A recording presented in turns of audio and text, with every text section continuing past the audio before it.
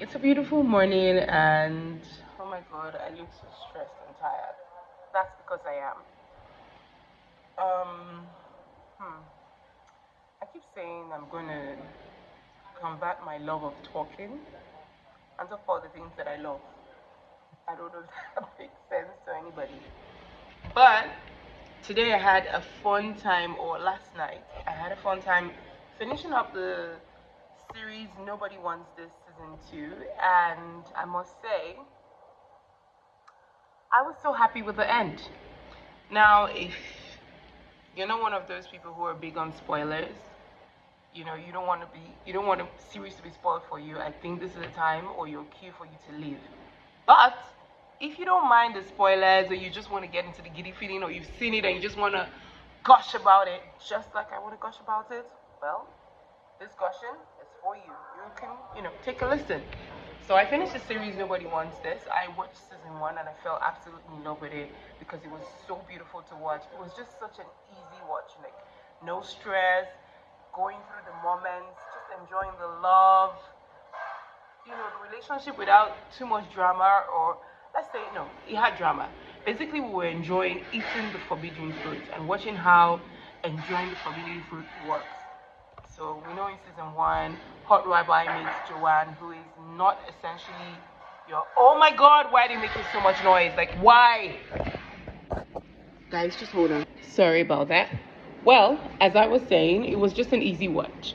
And it just reminded me of how we read all the Harlequin romance books and enjoy them, when the guy wants the girl wants the guy. And there's just something in the middle, and then eventually they find their way to it and have total bliss. And we moved on to season two. So season two, we're exploring Joanne and Nora's, relationship. And the big topic for season two was if Joanne was going to convert to become a Jew. Yeah? I know a couple of people watched it and they were like, no, no, no. But I think along the line in season two, they wanted to give growth to the different kind of relationships in, the series. They focused on Joanne's sister. They focused on Sasha. Oh my God, I loved Sasha this season because I don't know, but like Sasha shined through for me this season. I enjoyed him the most this season.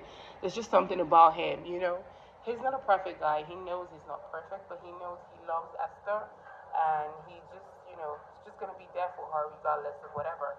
And it just reminded me of how love is supposed to be that easy. Like, it's not supposed to be that hard.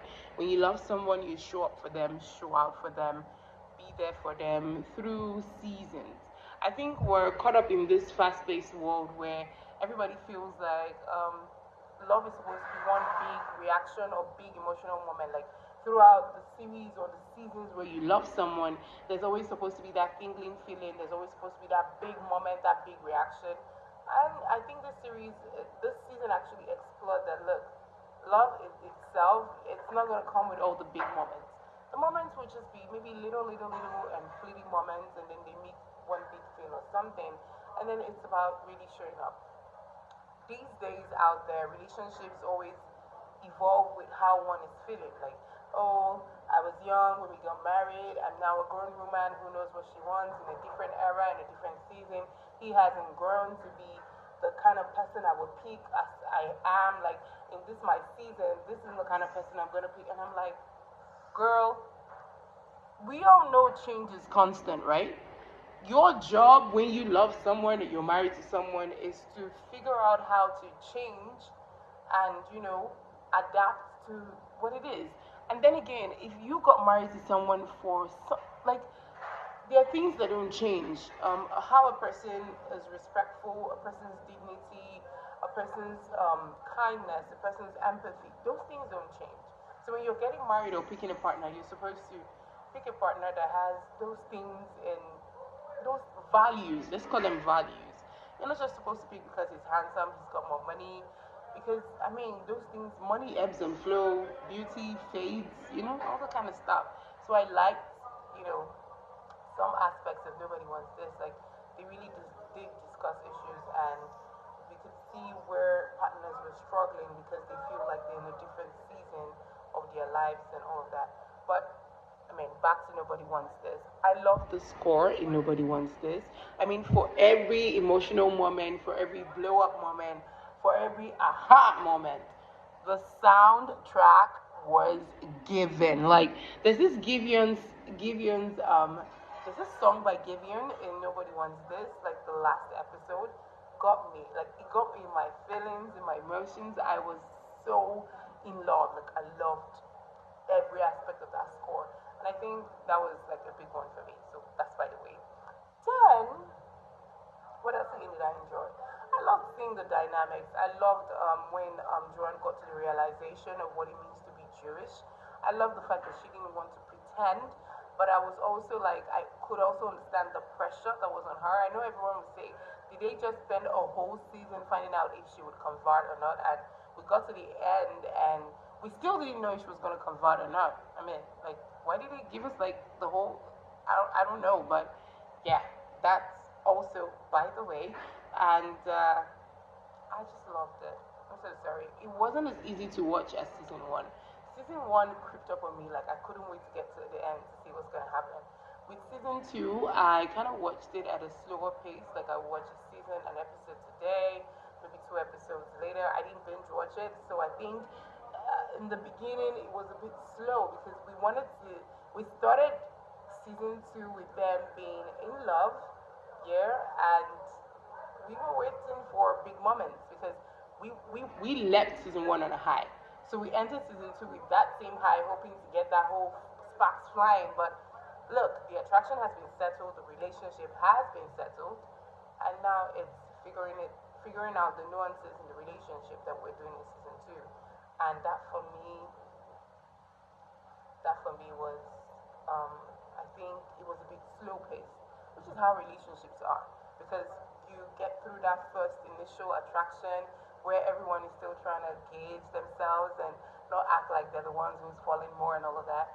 And then you get into the relationship, and then it's this. It's like a long period where you're getting to know each other, know what you like, know what you don't like.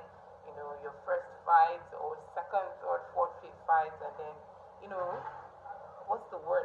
What's that word? You know, everything is beginning to clear. Basically, you're beginning to understand that, oh, it's not always going to be rosy dosy, lovey dovey kind of stuff. So, yeah, enjoyed all of that, but it was a bit slow. But towards the end, it kind of picked up, and overall, it was a great watch. It was also a great watch. I mean, towards the end, you could see what made you fall in love with Noor and John's character. And oh my god, Adam Brody is like, wow. I don't know how he does it, but he plays the role of a lover boy, gentleman, gentle boy, baby boy, lappy, nappy, dreamy. He plays it so well. He plays it so well. Like you have no choice but to love him and feel like he can never do no wrong. I mean, Joanne is just out there, and sometimes you want to squeeze her neck. Like, girl, how can you be so? Ugh. But then it was a good watch. I loved it. 8 over 10, definitely. Or 7.5 over 10. Let's give it a 7.5 over 10. The sound, the score, all the songs, oh, perfect placement. Whoever did that, perfect placement. So yeah, that's it.